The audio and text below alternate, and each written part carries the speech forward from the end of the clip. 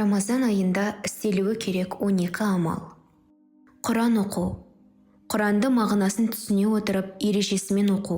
Егер арабша қарып танымаймын десеңіз, алдағы санаулы күндер сөз үшін үлкен мүмкіндік. Еліміздің барлық мешітінен өзіңізге ыңғайлы уақытта Құран үйреніп алуыңызға болады. Ежіктеп болса да Құран кәрімді оқу үлкен сауап екенін естен шығармаңыз. Нәпіл намаздарын оқу. Әдетте нәпіл намаздан 2 рәкағат етіп оқу сүннет, әрі сахабалардың бәрі жасырып жасаған ғибадаттары. Тек мәкрух болған уақыттан басқа мезгілдерде жақсылап дәрет алып 2 бас намаз оқыңыз.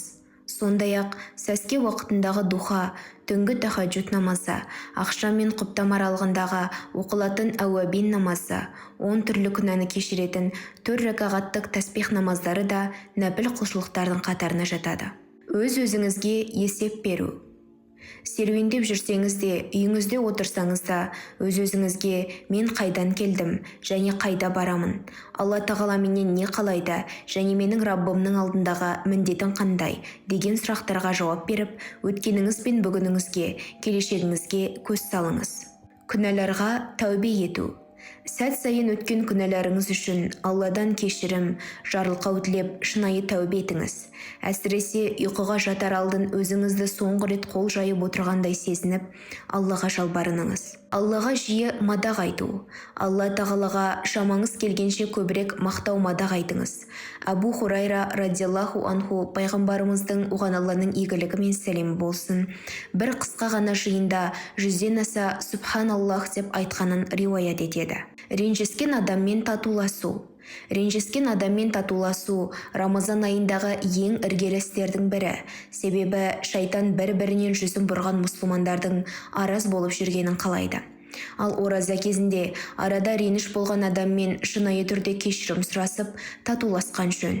Араздасқанды жарастырып, қаймыққанның көңілін аулау, араздасқан 2 адамның арасын жарастырып, татуласуына себепкер болуда сауапты іс. Сонымен бірге, уайымы бар адамның жанынан табылып, сабырға шақыруда теңдессіз жақсы амалдың бірі. Садақаны көп жасау.